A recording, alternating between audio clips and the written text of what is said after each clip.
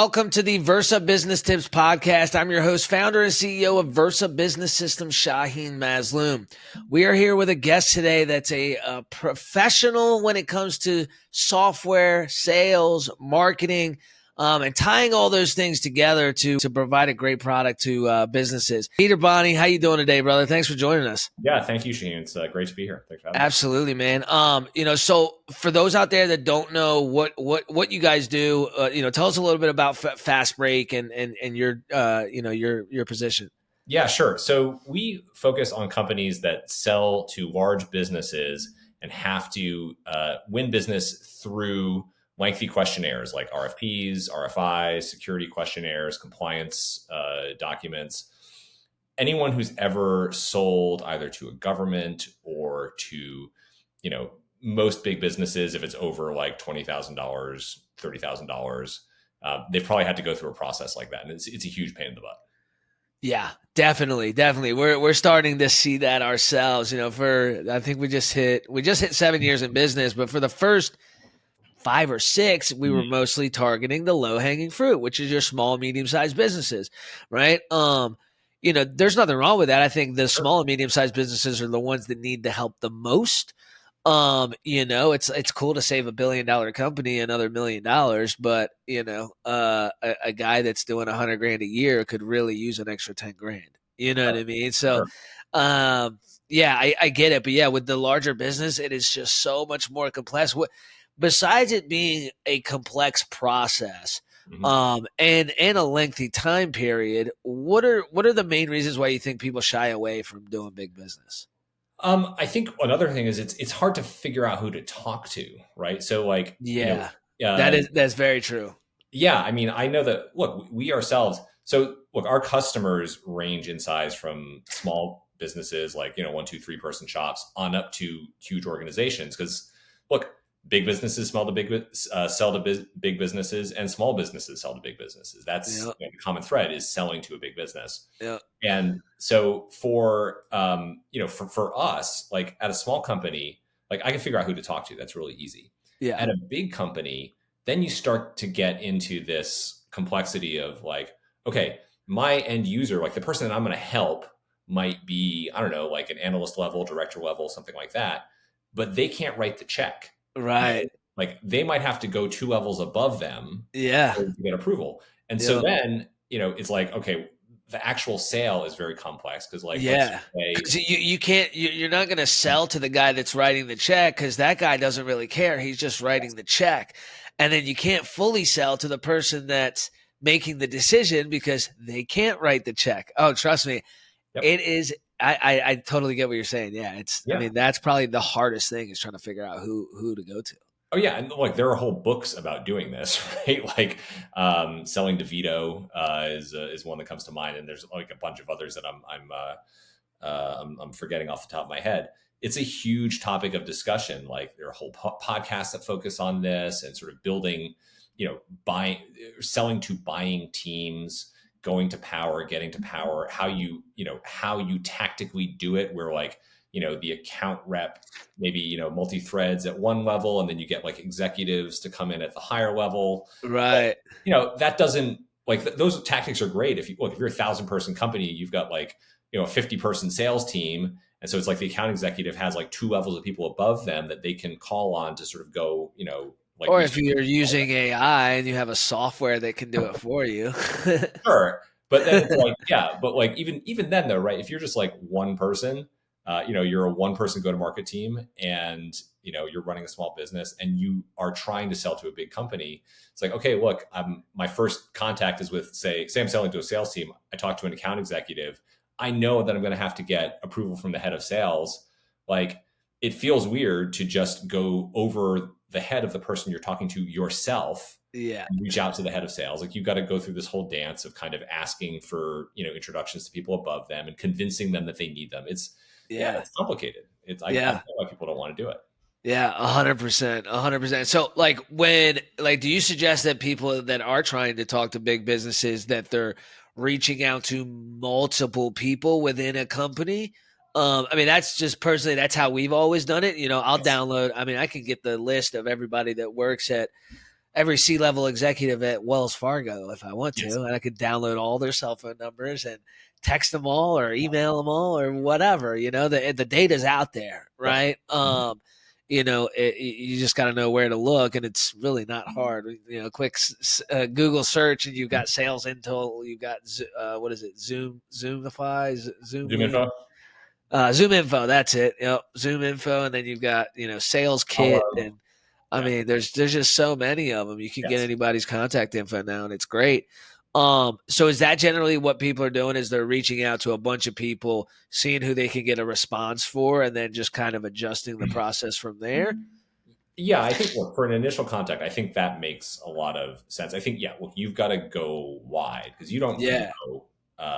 Look, even if you know, even if you know the level of the person you're trying to reach, you know Right. who the person is probably, unless it's like literally they've got a C in their title and there's just one of them.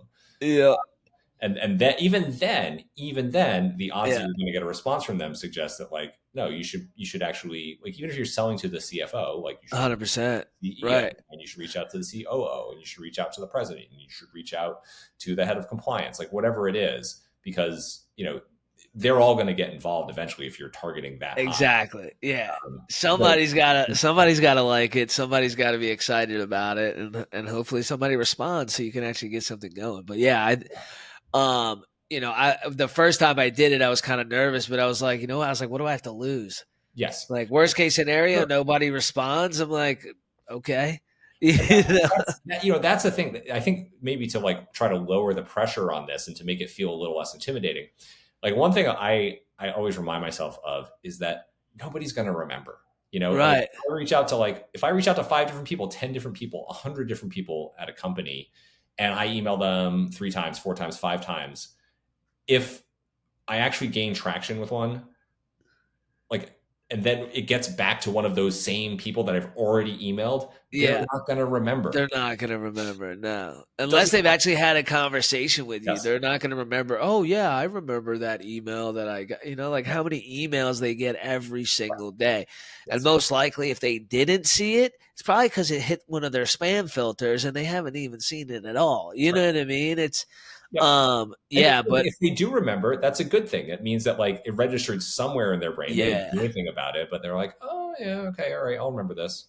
Exactly. It's never going to be a bad thing. Like, oh, Right. they reached out to a bunch of us. Like, yeah, it's business, Exactly. right? Like, Exactly. it's too funny. So, tell me a little bit about like when doing business with Mhm. big business, whether it's a product or service that you're selling or something you're trying to get them to sign up and do for their company or whatever, there's going to be some sort of compliance review, right? They're going to want to see, is this something that fits with our company and Mhm. how we do things? And, Yep. they're going to want to know about you and your Yep. business and are you somebody they can trust? And, Yep. I mean, they're not just looking at the company, they're looking at the people that are running the company too. Yep. And I was surprised by that, to be honest. Yeah. I guess I probably like it made sense once I realized that they were looking into me as a person as well. But it did take me back. I was like, oh, interesting. Okay. So it's not just about the company, but like you guys want to know who you're doing business with. Totally. And it can get really, really lengthy, like Yes. one of the companies that we did the compliance review with, I could say their name. It's Gucci. So they're owned by a bigger company. And with them, they were very organized. It was very quick. We all got on a Zoom. There was like 5 C-level guys. And we all got on a Zoom. We had a conversation. They did their thing. We did ours. And, within a few days, they were like, yeah, like we're good to continue this conversation. Wow. But then we had another company that's like, I mean, they've got 90 offices. They're pretty big, but their clients are these huge companies like your Mhm. UPS, your Target, your AT&T. Like Mhm. they have massive, massive clients. Mhm. And we're, I don't know, 18 months in at this point. Yep. And just recently have found out that, compliance review's good, legal's passed everything, like we're good to go. Now we can move forward. Yeah. And then it's, now what? Like, there's no sense of urgency with these major companies. Like, and it drives me crazy because it's like, man, like that small business owner moves quick when you can save them 10 grand, Yes. and then you've got this C-level guy that he's not going to get paid if he saves the company $200 million, right? Like that's not going in his pocket. So what does he care if we move quickly or not?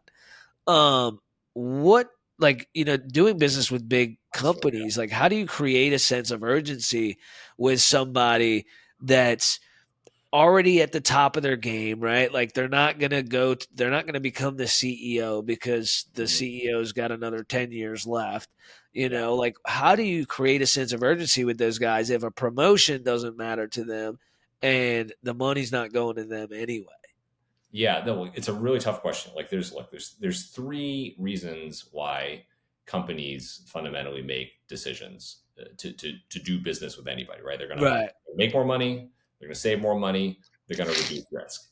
And Right. now the problem though, as you described, is that may be the company's motivation. It's not Yeah. necessarily the individual's motivation, Yeah. right? Like because you have, let's just say that you're dealing with somebody in look, if you're dealing with somebody in finance, you're dealing with the CFO, they actually will get paid if they save the Right. company a bunch of money, Right. But if right? you're dealing with the head of HR and company benefits, probably not. Exactly. They've got different concerns. Yeah. And so, the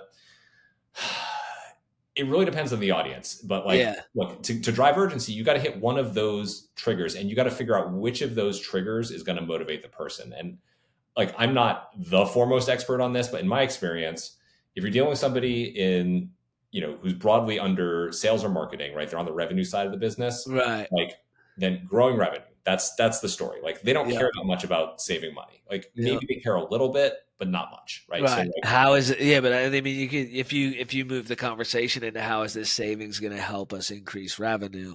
exactly, Yeah. tying everything back to how exactly. If it's Yeah. saving money, it's like how is that money saved going to then let you invest Yeah. more in growing revenue? Everything's going to Yeah. tie back to growing revenue. Yeah.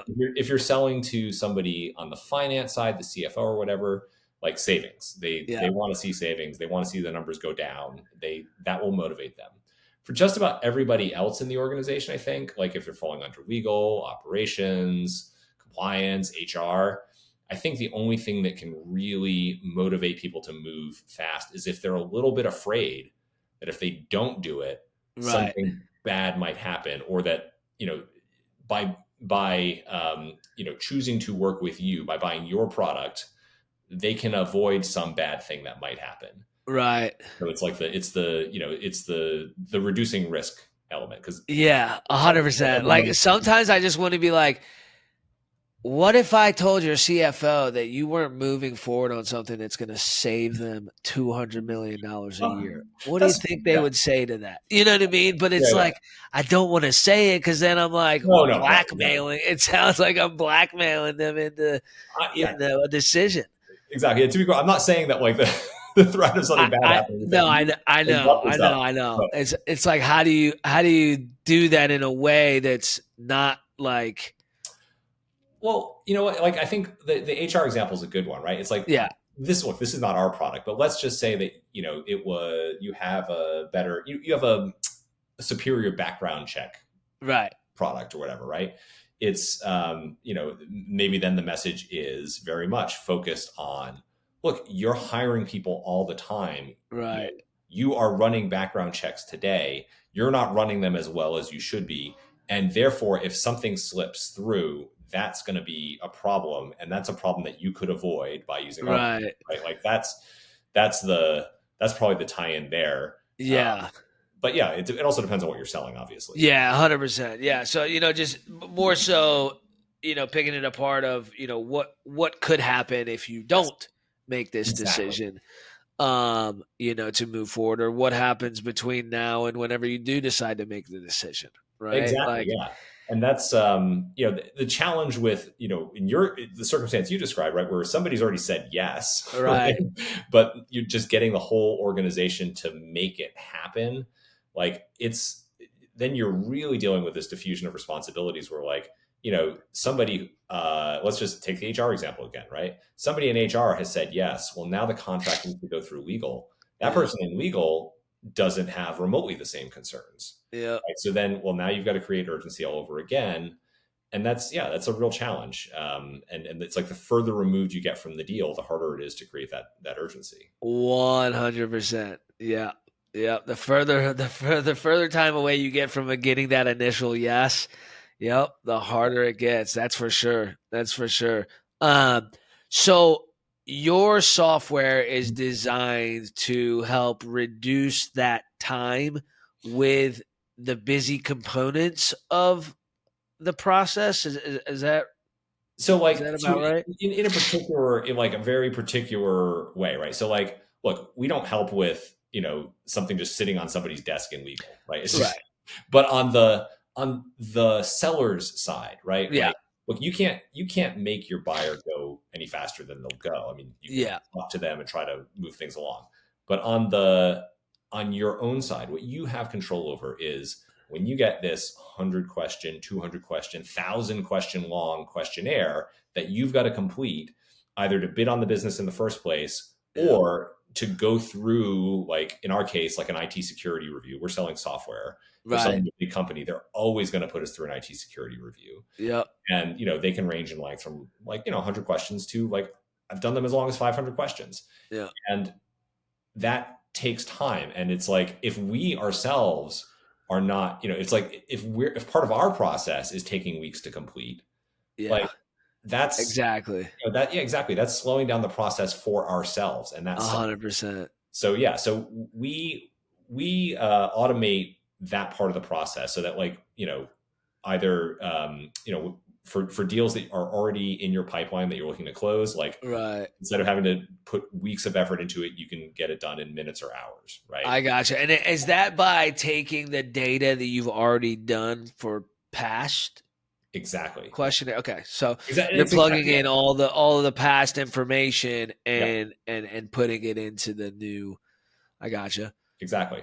Yeah. And other content as well. Cause like, every company, no matter how big, you're putting out information to your customers all the time, marketing Right. materials, documentation, sales presentations, Yep. proposals, and all of that information. It's always like a little bit different for each customer.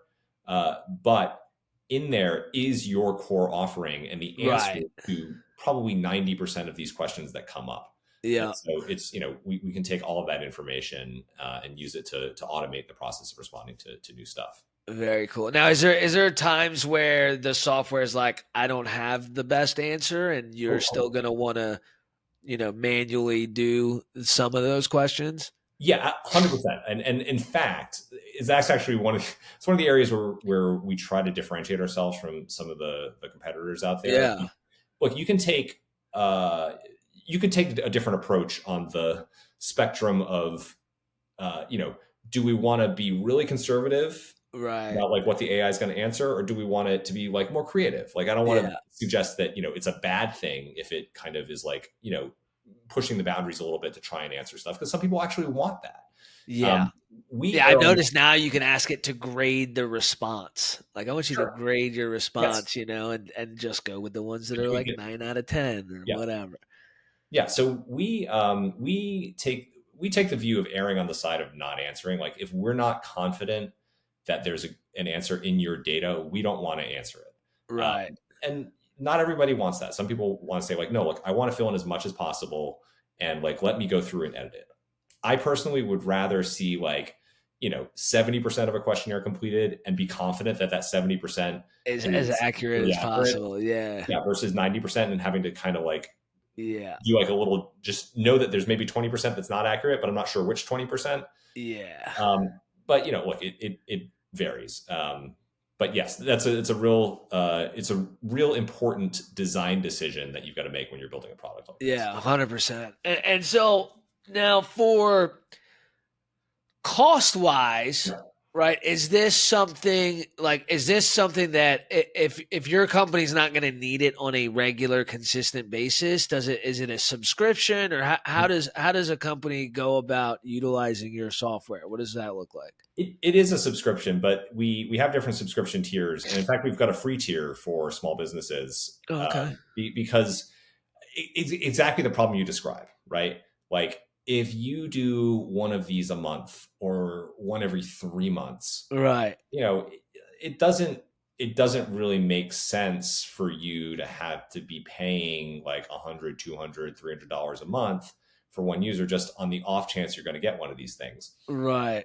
And look, the other reality is that for small businesses, when you're talking about one person, maybe it's, two people, whatever, not a lot of decision makers, not a lot of people who have to weigh in on these things. Like it's Right. usually a small business, it's going to be the founder, right? The leader. Yeah. It's also actually not that costly for us to run. Okay. So yeah, like I think that this stuff should be available to people who need it. So yeah, we have a free tier for Very small cool. businesses. Yeah. And then, we make all our money off of larger companies where you've got teams of like 5, 10. Our biggest customer has over 220 users. Wow. Um, Just for your software. yeah, and there are different types of users, right? Like, when you Right. get into like a company like of that size, Yeah. then you starting to have like different tiers of licenses because it's like you've got your in that case, it's like 15 people who are using it literally every day. And Wow. then you've got about 200 people who are, they're subject matter experts, right? So Right. they're ideally, they're actually never having to respond to these things. That's their goal, right? They don't Right. want to have to get involved, but they do sometimes. And, it's like the proposal managers, the people who are responsible for completing these things, they want to keep that to a minimum. Like Right. they want them to ideally to maybe be involved like once a month, once every couple months, and spread the work around. And so, it doesn't make sense for them to be paying, hundreds of dollars a month for those users. Same deal, right? They log in Yeah, once a that month. makes So it's like, sense. Yeah. we've got, the core users who pay a few $100s a month. And then these subject matter experts, they're like $20 a month. All right. Yeah. Very cool, man. Very cool. So, now can this be used for any type of, I guess, interview or questionnaire? So, like, let's say it's for a PR. Like, I get these, like news stations. They're like, yeah, we want to feature you, your business, whatever. I Mhm. need you to fill out this 50, 100 questionnaire. Can it be used for stuff like that as well? Yes. I would say that's actually a really good example. I was going to, before you gave me the number, I was going to say, it's probably not worth it. But if it was like 5 or 10, Right. like if it's a short questionnaire, Yeah. then every question really matters. You probably Yes, want to you put a probably lot of wanna, thought yeah, into what you're 100%. saying, right? Yeah, You don't just want to repeat what you've said every yeah, time. Because let's take a step back, right? What the AI is really good at doing is taking whatever you've said in the past and yes, figuring out the common thread and like repeating the common thread, right? And yeah, identifying the core thing. And yeah. If you're looking for something unique and new and yeah, you wanna do that yourself for exactly. sure. Yep. But in the case of like, here's 50 questions and it's like all the same stuff. And maybe there's going to be 5 or 10 where you're like, hey, like I need to try to appeal to this particular Yeah, show and their demographic. Like yeah, it's a great use case for it actually yeah, is yeah, to let it kind of do the draft, complete all the rote stuff. Like, who are you? Where are you from? What's your background? Right. And then you focus your attention on like, right. how does your message going to resonate with the audience for this show? Yeah, yeah, absolutely. Very cool stuff, man. Now AI has changed in a lot just in the last year, right? Like I've been utilizing AI in my business for about 4 years now, which is, I mean, there's still most business owners aren't even utilizing Yeah. anything You're an with early AI adopter. in their Yeah. business, right? Where do you see this thing going? Like, there's some people that are like, this is really scary. It's going to be like the Terminator, Yeah, I see it just being even better and better, right? Like just like the internet, right? Like you had the Mhm. internet and then it turned into this, it's now come into this like social media video age, right? Mhm. Like I Mhm. think AI is, it's gonna progress just like the internet did. Like I don't see how, everybody was scared of the internet too, remember? Oh, totally. It's funny. I actually gave a presentation in 2023 where actually one of the early slides was I found quotes about both the early days of the internet and Yeah, like press coverage about how like companies were really worried about their employees spending time sending emails, yeah, and, like surfing the web at the office. yeah, And then about 10 years later, like when cloud services were really booming, people are like, oh man, we're really worried about things like Dropbox and like Yeah. people using the cloud in the office. Like we should ban the cloud. Um, I totally agree. Yeah. This is very early days still. Yeah. And look, and anybody who tells you they know exactly where it's going is making it up. No. Um, but I do have an opinion. I I think honestly, the people who should be most concerned about the future are probably software companies. Yeah. Um, it's like already if you kind of go back in time, like just a year ago, there were a lot of companies that had started up that were building applications kind of based on ChatGPT to Yeah. augment its capabilities. And then just a few months later, like companies that could let you load PDFs into ChatGPT, like you couldn't do that a year ago. But then a few months later, it's like, well, ChatGPT just added that feature, and so now this product that you built so that people could actually use their documents with ChatGPT, that business is gone. It's just Yeah. wiped out, right? Yeah. So I think software companies are in the most dangerous position because Yeah. we all have to be using these products to be adding AI features. Like you Yeah. can't not be in the AI business if you're in software now. Exactly. But like we're also all at risk of ChatGPT and Gemini and Claude uh, eventually releasing capabilities that just wipe out whatever products we built. So it's Yeah. kind of a weird situation. Yeah. Well, Yeah. That's a very, very good point. I mean, they also say the same thing about like, warehouse guys and, mm, clerks at the grocery store, and they're going to be out of jobs because of robots. And, it's, I don't think it's coming for everybody's job, but yeah, there's I think, definitely people out there that do have to work. well, yes, for sure. It's going to upend a lot of things. All right, I'm going to say two things. Okay, one, I actually think that all of the AI generated content that is coming out there, like especially the low quality AI generated content, Yeah. it's actually increasing the value of human interaction. And Yeah. I think there is going to be a real surge in demand for like in-person meetings, video, like face-to-face videos, Yeah. like the kind of personal connection Yes. that AI can't replicate. So I Yep. think that that's Exactly. actually, yeah, I think that those kinds of personal interactions, I wouldn't be shocked if actually we would see a return of more grocery clerks, Yeah. more personal service, because Yeah, people are I, going I I to, completely agree. It's the same thing with like with AI, right? It's only as good as the person using yeah, it, right? Like it yeah, needs somebody to direct it, yep, right? absolutely, absolutely. So Oh, there's still other jobs totally. created by utilizing AI, but yeah, you bring up a great point. Is like it's pushing to more people want more authenticity, and Yes. people want more in person, and we're even, I mean, we're noticing in marketing, right? Like social Hmm. media marketing, it's getting, you're seeing less and less companies marketing on social media and more doing it on TV. Like Hmm. the other day, last night I was watching a TV show with my wife. I had never heard of four of the companies that we saw commercials for. Never even heard of them. Wow. Um, and I don't remember the last time that I saw a commercial that I didn't know. It was Mhm. always your main guys, Yeah. your Coca-Colas, Right.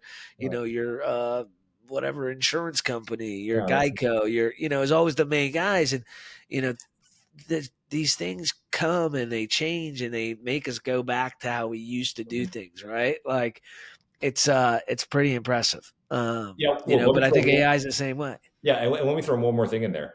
I think the other thing that I think people have to remember about like particular jobs getting automated away and that risk is that like software has been a threat to a lot of jobs for a long time. And Yeah. there was a point in time where people thought that the spreadsheet might wipe out the accounting industry. Right. Accountants used to spend a lot of their time literally doing paper Yeah. calculations, Yeah. but that's not what happened, right? What actually No. happened is it just changed the work that accountants do. So Yeah. now instead of like just doing calculations, it's like, well, actually, hey, you know what? Instead of having to spend hours doing a single calculation because one number changed, I can actually give you meaningful tax advice, Right. right? And just plug it into a spreadsheet and it'll do all the work. And so like, you know, I We don't know exactly how it's going to change all the professions that are Yeah. affected by AI, but I don't think it's going to be just a clear over. No, definitely not. I think these are tools that need to be used, and if used in the right way, can make your job a lot more Yeah, effective and a lot more valuable. Really. totally. Yep. Yep. Couldn't agree more, man. Dude, Peter, it's been great talking to you. Likewise, Can't Steve. wait to see where we're at a year from now Me too. when we have you back on the show. Things Yeah, will look a lot different, I'm sure. yeah, I definitely will do that. I cool. appreciate you, Peter. Have a good night. Thank you, Shaheen. Thank you.